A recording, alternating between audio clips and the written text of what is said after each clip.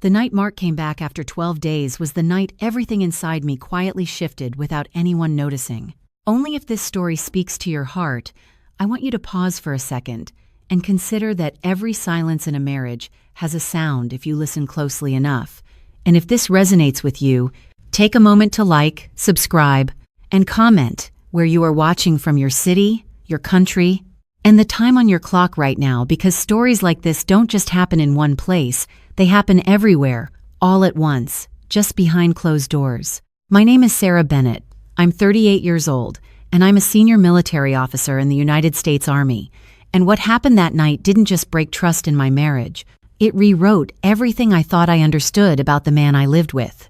Mark walked through the front door of our Dallas home like nothing in the world had changed, dropping his suitcase near the hallway bench with a soft thud that felt too casual for someone who had been gone 12 days without explanation. "Long week," he said with a tired smile, loosening his tie like he was returning from routine meetings.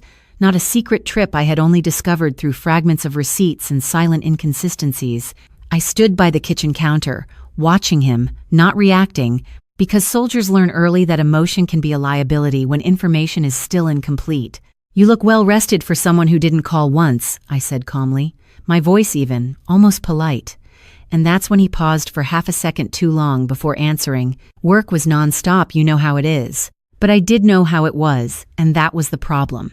His phone buzzed on the counter just as I poured water into a glass I didn't plan to drink from, and I saw the name flash for less than a second before he turned it face down. Olivia Carter.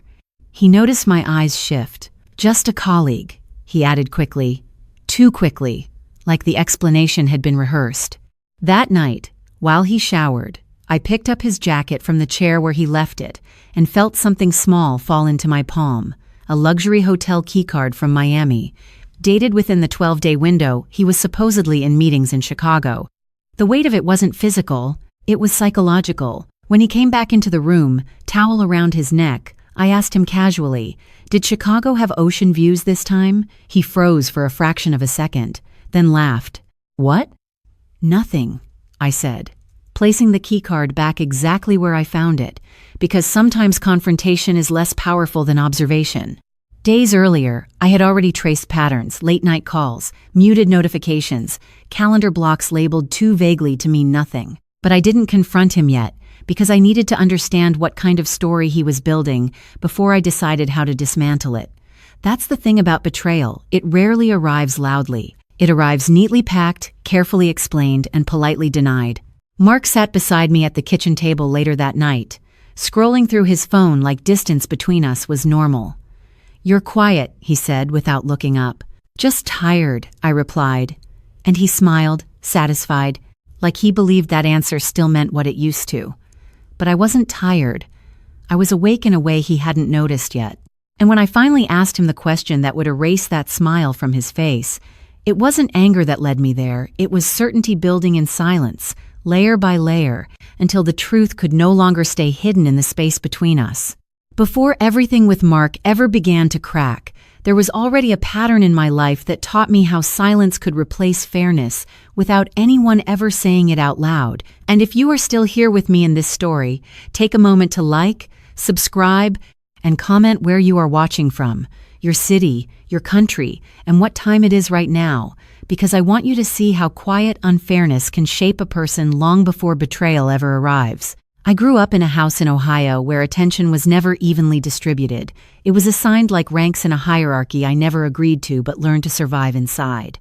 My older brother Daniel always got the front seat, the new shoes, and the kind of praise that filled a room before he even finished speaking. I would sit in the back seat during long drives, watching my reflection in the window while my father said, "Daniel has leadership in him," and my mother would add, "He is going to do something important one day." When I once brought home a certificate for top performance in school, my mother placed it on the kitchen counter without looking at it and said, "That is nice, Sarah. Make sure your brother does not forget his homework." I remember asking quietly, "Did you even see it?" And she replied without turning around, "I see everything I need to see." That sentence stayed with me longer than I understood at the time. At family dinners, Conversations moved like spotlight beams, always landing on Daniel, his sports, his plans, his future, while I learned to eat quietly, to observe, to take up less space. My father once laughed and said, "Sarah is the quiet one. She will always be fine on her own."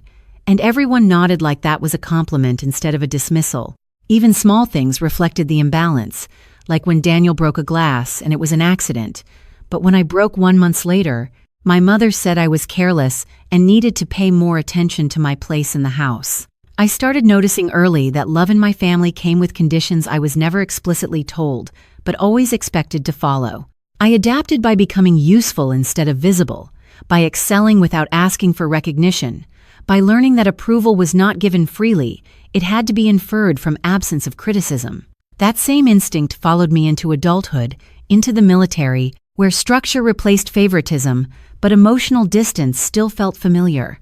I learned discipline, command, control, but I also learned how to stay unnoticed when necessary. So when I met Mark later in life, I thought I had finally stepped into a relationship where things would be different, where being seen would not require me to shrink first. But looking back now, I understand that patterns do not disappear just because the setting changes, they only change shape.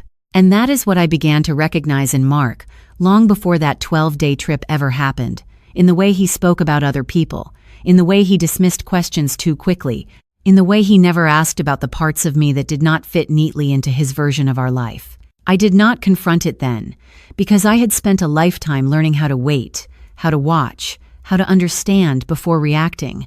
But sometimes, waiting is just another form of preparation for something you already know is coming, even if you do not yet know how large it will become. The first time things in my life began to shift, it did not feel like a breakthrough.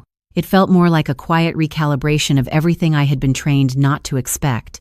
And if you are still following this story, take a moment to like, subscribe, and comment where you are watching from, your city, your country, and what time it is right now, because moments like this rarely announce themselves as change when they are happening. It started with a promotion letter in my military career that I did not expect to receive that quarter, a recognition for operational leadership during a joint mission exercise that my superiors said demonstrated exceptional composure under uncertainty. I remember standing in the briefing room holding the document while Colonel Hayes said, "Bennett, you do not just follow structure, you stabilize it."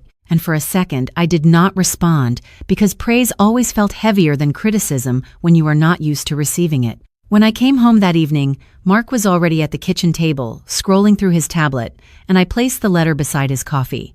He glanced at it and said, "That is good, Sarah," without looking up again, as if it belonged to a version of my life he did not need to fully engage with. Around the same time, my sister Emily called from Denver, her voice carrying that familiar mix of curiosity and judgment that had followed me since childhood. "So you are really moving up in the military now?" she asked, and I said, "Yes," slowly, and she replied, "I just hope Mark is okay with you being gone so much," as if my progress required domestic permission to be valid. At a family gathering 2 weeks later, my mother leaned toward me in the kitchen while I was helping clean plates and said, "You know, Daniel just bought a new house," then paused and added, "It is nice that you have your little career too, but do not forget what matters long term." I asked her quietly, "Do you ever consider what I am building?" And she smiled without warmth and said, "We consider it, Sarah. We just do not always understand it." Even Mark began to change in small, measurable ways after that, not in affection but in attention, as if my life was becoming harder for him to categorize. One night he said, "You are always in meetings or training now. It is like you are somewhere else half the time." And I replied, "I am still here," but he only nodded like that answer was incomplete.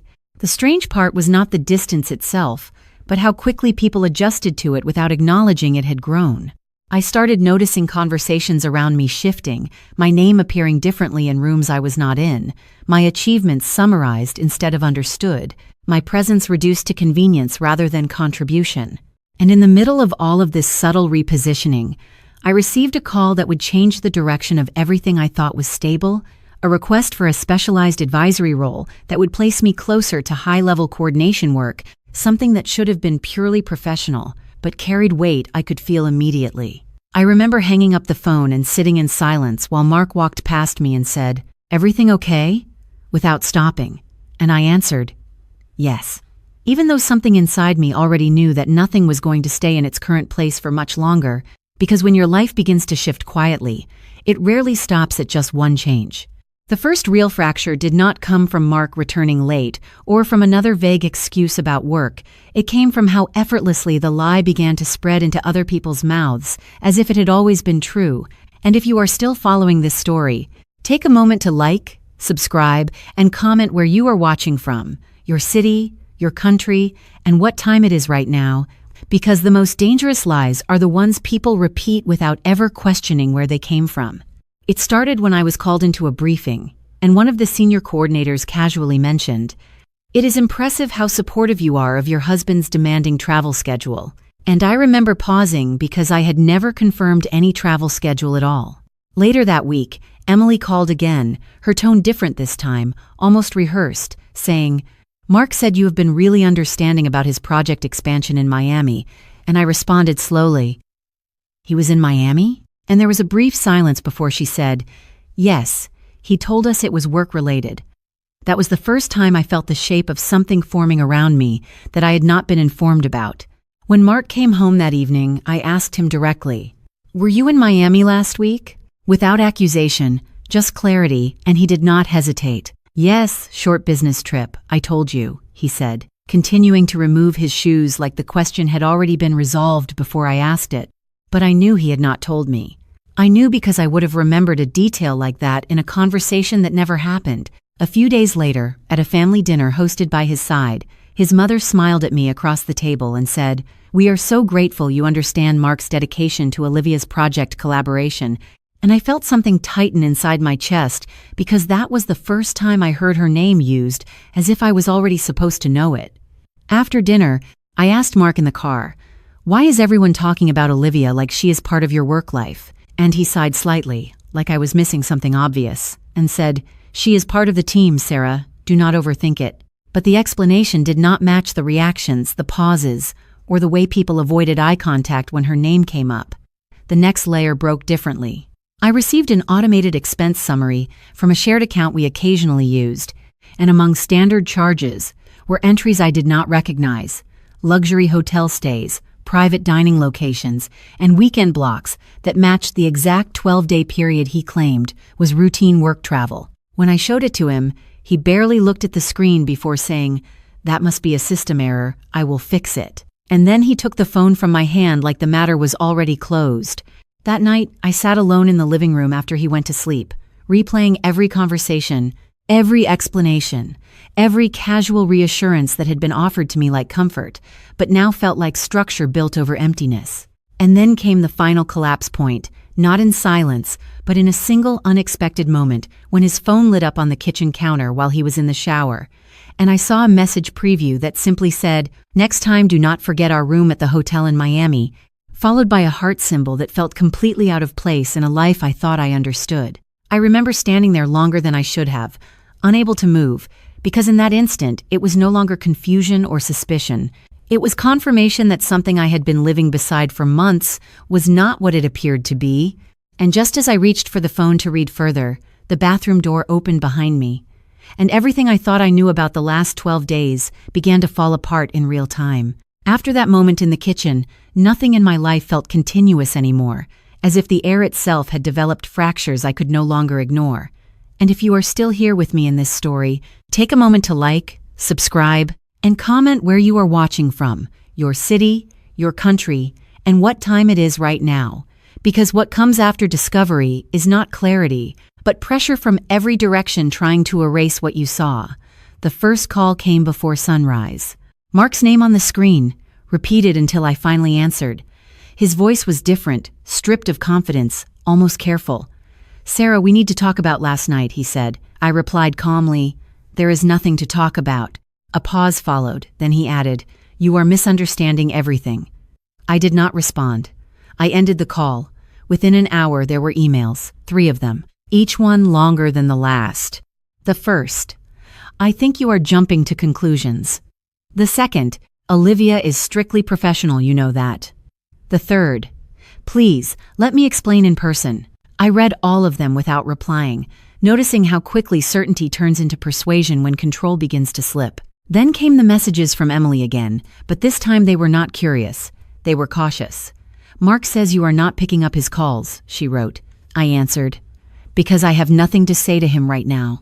She replied after a long delay, "He is really stressed, Sarah. He says you saw something you misunderstood." That word, misunderstood, began appearing everywhere like a coordinated effort. Even his mother left a voicemail I did not immediately play, then a second one, then a text.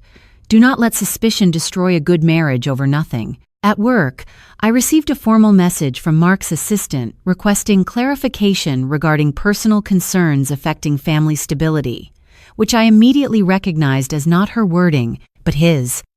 That night, I came home to find a handwritten letter on the kitchen counter. He had clearly spent time on it, the handwriting uneven, the tone carefully emotional. It said, "I never meant to make you feel insecure. Olivia is not what you think. Please give me 1 hour to explain everything." I placed the letter back down exactly where I found it. Then there were the missed calls, 27 of them over a span of 3 hours, followed by a final text. "If you shut me out, you are choosing a version of this story that is not real." I sat at the edge of the bed that night, phone lighting the dark room with each new notification, each one softer than the last, each one trying to rebuild trust without ever addressing what had already been seen. The last message arrived just after midnight. "I am coming home early tomorrow. We can fix this." I turned the phone face down and stayed completely still because I realized something I had not fully accepted yet, that every attempt to pull me back was not about truth, it was about restoring comfort. And in that silence, surrounded by messages I no longer responded to, I understood that I was no longer part of the conversation being written around me. I was only the subject of it, and that realization left me completely isolated in a way no argument could repair. The silence that followed was not peaceful. It was the kind of silence that fills every corner of a house after something inside it has broken beyond repair. And if you are still following this story, take a moment to like, subscribe, and comment where you are watching from, your city, your country, and what time it is right now, because sometimes the lowest point of a life is not loud, it is simply empty. I woke up the next morning before sunrise and realized there were no new messages, no calls, no explanations waiting to fix what had already shifted. The house in Dallas felt larger than it should have, as if every room had expanded just enough to remind me I was alone in it. Mark did not come home early. He did not come home at all. Instead, I received a single message at 6:17 a.m. that said, "I need space to think clearly," and nothing else after that. I sat at the kitchen table staring at that message until the screen turned off on its own. Later that morning, Emily called again, but her voice was different this time, quieter, almost careful. "Sarah, he is not okay," she said. I answered, "Neither am I." And there was a pause before she replied, "He said you have shut him out completely." I looked at the empty chair across from me and said, "I did not shut him out. I stopped pretending I was included." She did not respond to that. Instead, she said softly, "He is staying at my place tonight." That was the moment I realized I had been removed from the story in ways I had not fully understood until now. A few hours later, I received a voicemail from Mark's mother. Her voice carried that familiar, controlled concern, the kind that always disguised judgment. "Sarah, this is not like you," she said. "You have always been reasonable. Do not let emotions destroy what you have built." I deleted the message without listening to the end. By evening, I noticed something else. My name had disappeared from conversations entirely, not replaced, not argued about, simply absent, as if people had collectively decided the easiest way to resolve discomfort was to stop acknowledging it. Even at work, when I arrived for a scheduled briefing, one of the officers hesitated before saying, "We assumed you would be unavailable given current personal circumstances," and I replied, "I am still on duty." And he nodded too quickly, like he had already moved past me in his mind. That night, I drove home and found the lights already off in a house that no longer felt occupied by anything familiar. I did not turn them on. I just stood in the hallway listening to the quiet, realizing how quickly presence becomes absence when no one confirms it anymore. My phone vibrated one last time before midnight. It was Mark. The message was short. I do not know how we got here. I stared at it for a long time before placing the phone face down again, because I finally understood that this was not the beginning of an argument. It was the end of a version of life I had once believed was stable. And in that stillness, something unfamiliar began to form. Not anger, not resolution, but a decision I was not ready to name yet, marking the first sign that I was about to move forward into something none of them had prepared for. The first thing I did after everything collapsed was not to fix it, not to explain it, and not to chase answers that no longer wanted to stay in the same room with me. Instead, I started rebuilding something that did not require permission from anyone who had already decided I was optional. And if you are still here with this story, take a moment to like, subscribe, and comment where you are watching from, your city, your country, and what time it is right now, because rebuilding often begins in silence before anyone notices it is happening. I went back to my work without announcing it, without asking for space, and without waiting for approval that would never come. At the military base, the tone around me had changed, not openly, but in subtle recalibrations, like people were adjusting their expectations of my presence.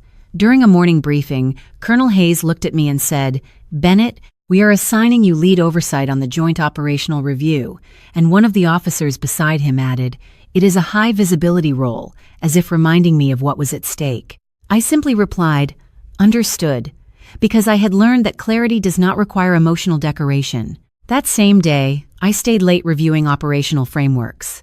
Not because I had to prove anything, but because focus was the only place where noise from my personal life could not follow me. Outside of work, I began reorganizing my life with the same discipline I once applied to mission planning.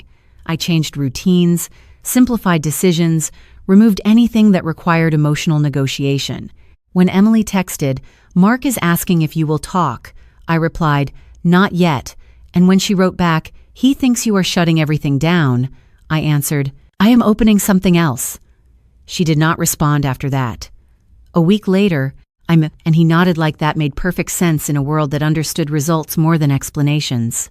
At home, the silence no longer felt heavy. It felt structured, like a space cleared for something intentional. I started waking up earlier, running 10 miles before sunrise through streets that were still half asleep, listening only to the rhythm of my own steps instead of conversations I could no longer control. One morning, my commanding officer said, "You have been selected for strategic advisory consideration." And he paused before adding, "This is not routine advancement." I looked at the document in front of me, then said, "I understand the scope," without hesitation, because for the first time in a long time, my future was not being negotiated in someone else's voice. That evening, I stood by the window of my house as the sun went down over Dallas, holding a call I did not answer from Mark, watching the phone light up and fade repeatedly in my hand. I did not feel pulled back anymore, only forward, as if something beyond what I had lost was beginning to take shape quietly in the distance, waiting for the moment I would step fully into it. The moment everything began to align into something stronger than what I had lost did not arrive with celebration, but with structure. And if you are still following this story, take a moment to like, subscribe, and comment where you are watching from, your city, your country, and what time it is right now, because real transformation rarely announces itself. It simply replaces what used to define you. I stood in the mirror that morning, in full military uniform, the fabric pressed, the insignia sharp under the light, my name tag reflecting a version of me that no longer needed introduction or validation. At the base, the atmosphere shifted when I entered the operations floor, not with noise, but with recognition. One of the junior officers straightened immediately and said, "Lieutenant Colonel Bennett, briefing materials are prepared," and for a moment I noticed how naturally the title now fit, like it had always belonged there but had simply been waiting for me to grow into it. Colonel Hayes met me in the corridor and said, "You have been officially approved for Strategic Advisory Command rotation," and he handed me a folder marked with restricted classification levels I had only previously accessed under supervision. I opened it briefly, scanning the assignment scope, then closed it and said, "Acknowledged, because confidence does not need repetition when authority is already established." Later that day, I walked through the Operational Command Center, where screens displayed real-time coordination across multiple states, and for the first time, I was not observing from the edge. I was positioned at the center table where decisions were shaped. A senior analyst looked at me and asked, "Ma'am, should we proceed with your recommended adjustments to the deployment schedule?" And I replied, "Execute as briefed, without hesitation, watching as systems recalibrated under directives that now carried my signature authorization." Even the way others spoke to me had changed, not out of fear, but recognition of competence that no longer needed explanation. During a short break, Emily texted again. "Mark asked if you are coming to talk this weekend," and I stared at the message for a moment before replying, "Tell him I am not available in the way he remembers me." There was no response after that. That evening, I stood outside the base for a few minutes before leaving, adjusting the sleeve of my uniform as the wind moved through the open space, noticing how quietly certainty replaces confusion when you stop asking permission to exist in your own direction. The weight I used to carry at home no longer followed me into this place, because here, clarity replaced doubt, and decisions were measured in outcomes, not emotions. As I drove back through the city lights of Dallas, I realized I was no longer moving between versions of my past. I was moving towards something that had already begun forming ahead of me, and that path was now intersecting again with the life I had left behind only in timeline, not in power. The return to the present felt heavier than anything that came before it, not because of fear, but because of anticipation building in silence like a pressure system waiting to release. And if you are still following this story, take a moment to like, subscribe, and comment where you are watching from, your city, your country, and what time it is right now. Because some moments do not announce themselves as confrontation, they arrive as stillness right before impact. I arrived at the secure Federal Medical Coordination Facility just after 9:00 a.m. The building structured in clean lines of glass and steel, where every corridor felt like it had been designed for precision rather than comfort. My uniform identification badge was checked twice before I was allowed through the main entrance, and the guard at the desk said, "Lieutenant Colonel Bennett, you are expected in Conference Room 3, without hesitation," as if my presence there had already been accounted for in advance. Inside, the room was filled with officials from multiple departments, their voices low, their posture controlled, but their attention shifting slightly when I entered. Colonel Hayes stood near the screen displaying operational overlays and said, "We will begin once all parties are present," then looked toward me briefly and added, "This concerns a civilian coordination matter requiring your advisory confirmation." I nodded once and took my seat at the table, placing my folder down with deliberate calm. Across from me sat a legal liaison I recognized from previous briefings, who glanced at my file and said, "We are reviewing a situation involving undisclosed travel activity linked to a private contractor," then paused before continuing, "and potential misrepresentation within personal and professional disclosures." The phrasing was carefully neutral, but I understood the direction immediately. My phone vibrated once on the table. Emily's name appeared. I did not open it. Instead, I folded my hands and said, "Proceed with the briefing." The screen behind them displayed a timeline of movements, partially redacted, but enough detail remained visible to suggest patterns I already suspected. One of the analysts adjusted the display and said, "There are discrepancies between declared locations and verified transit records," and I could feel the room tightening around the information without anyone speaking it directly. Colonel Hayes turned slightly toward me and asked, "Do you recognize any of the associated names in this file?" There was a pause in the room that was not procedural. It was anticipatory, like everyone already knew what answer might come, but was waiting for it to be spoken aloud. I looked at the screen, then at the folder in front of me, then at the sealed summary report marked for final review, and in that exact moment, I understood that everything I had been rebuilding in silence was now intersecting with what I had left behind, and the only thing left standing between truth and exposure was the next sentence I had not yet spoken. The room did not erupt when the truth began to surface. It tightened, like every breath inside it had suddenly been measured against something larger than personal explanations, and I could feel that shift before anyone even spoke my name again. Colonel Hayes slid a second file onto the table and said quietly, "We have confirmed cross-referenced movement records," then paused, looking at me with the kind of professional recognition that replaces uncertainty with structure. "Lieutenant Colonel Bennett, this now falls under your advisory authority due to operational overlap." The words landed differently this time, not as information, but as confirmation of position. The door behind the room opened before I responded. Mark stepped in, escorted by a civilian compliance officer, his expression already tense, already rehearsing explanations that had not yet been requested. His eyes found me immediately, standing in uniform, seated at the center of a table he had not been invited to understand. "Sarah," he said carefully, as if my name alone could reset the situation, and I replied calmly, "This is not personal access anymore, Mark. This is procedural review." Emily appeared just behind him, frozen in the doorway, her voice smaller than I had ever heard it. "You are part of this?" she asked, looking between me and the documents spread across the table. I did not raise my voice. I did not need to. "I have been assigned oversight on coordination discrepancies linked to civilian travel authorization patterns," I said, then looked directly at Mark. "Your 12-day absence is part of that review." A silence followed, not from confusion, but from recognition forming too quickly for denial to catch up. One of the analysts spoke quietly, almost respectfully.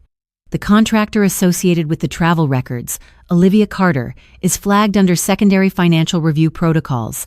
Mark's posture changed at that exact sentence, not dramatically, but in the smallest collapse of certainty I had ever seen from him. Emily whispered, "You never told us you were leading this level of review," and I answered simply, "You never asked what I was responsible for." Colonel Hayes closed the file and said, "All parties are now accounted for."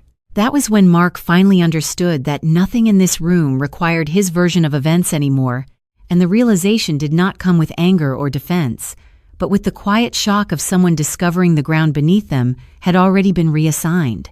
The moment the briefing room fell into silence after the disclosure was not the end of the story. It was the beginning of a different kind of consequence, one that did not rely on noise or confrontation, but on the slow rearrangement of relationships under the weight of truth. I remained seated at the table, my posture unchanged, my voice steady, because in that moment I was no longer reacting as a wife, or a daughter, or someone trying to be understood. I was operating within a structure that no longer required emotional negotiation. Mark stood a few feet away, still trying to process what had already been documented in front of him, and Emily finally broke the silence, her voice unsteady as she said, "Sarah, why is this happening like this?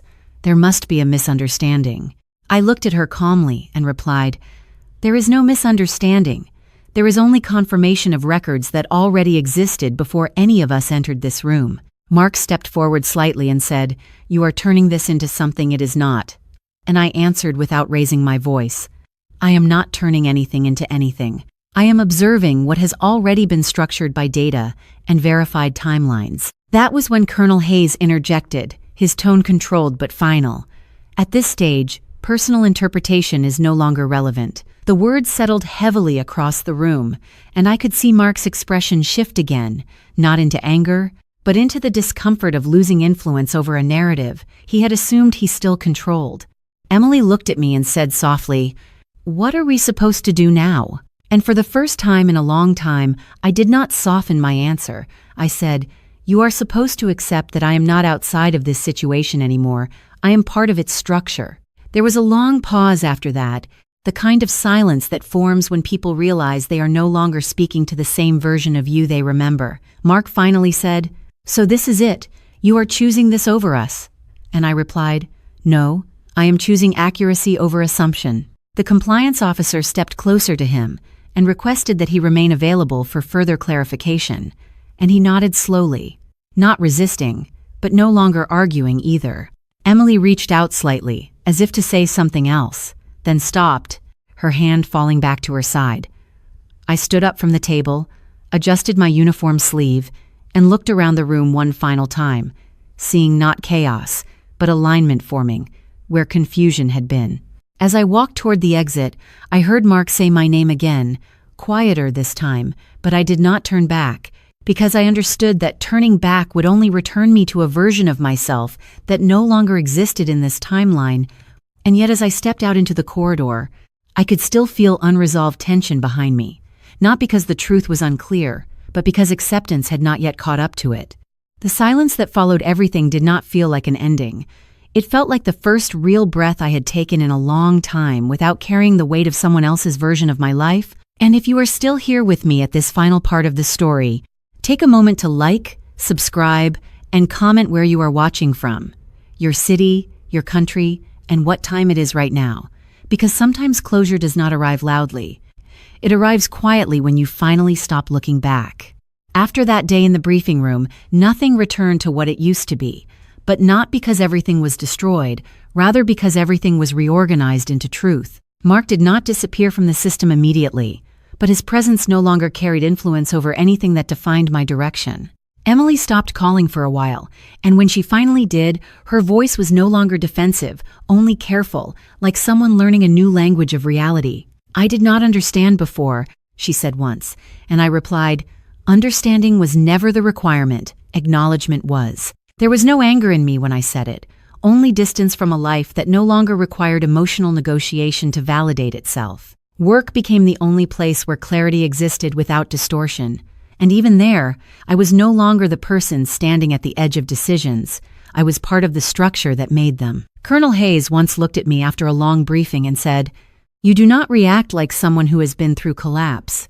And I answered quietly, "Collapse is only permanent when you stay inside it." At home, the house in Dallas no longer felt like a space filled with unanswered questions. It felt like a neutral space where silence no longer had power over me. I began removing things slowly, not out of revenge or emotion, but out of completion, like closing chapters that no longer required revisiting. One evening, I stood by the kitchen counter where everything had once started to fracture and placed my old wedding ring inside a small wooden box. I did not hesitate. I did not reflect. I simply closed it. In that moment, I understood something I had never been taught but had always been forced to learn, that love without truth is not connection, it is confusion dressed as loyalty. And truth, once fully seen, does not demand destruction, it only demands distance from what cannot hold it. If there is anything I would tell you from standing on the other side of this, it is this: never ignore the quiet voice inside you that notices when something no longer feels aligned, because intuition is not doubt, it is early clarity. Protect your peace before you are forced to rebuild it. Protect your identity before someone else defines it for you. And protect your silence, because in the right moment, silence becomes the clearest form of strength you will ever have. I am Sarah Bennett. I am 38 years old, and the core lesson I want to leave you with is this: your value does not decrease because someone fails to see it. And if this story reached you in a moment where you needed it most, I want to say thank you for listening. Thank you for staying until the end. And thank you for allowing this space to exist between strangers who understand more than they say. If you ever felt unseen, unheard, or questioned in your own life, you are not alone in that feeling. And sometimes just knowing that changes everything more than we realize. And as this chapter closes, there is still more to the journey ahead. More stories that unfold in the spaces where truth finally comes forward. More moments where silence speaks louder than words. And more paths that begin exactly where this one ends, waiting for you in the next story, in the next reflection, and in the next reminder that nothing real ever stays hidden forever.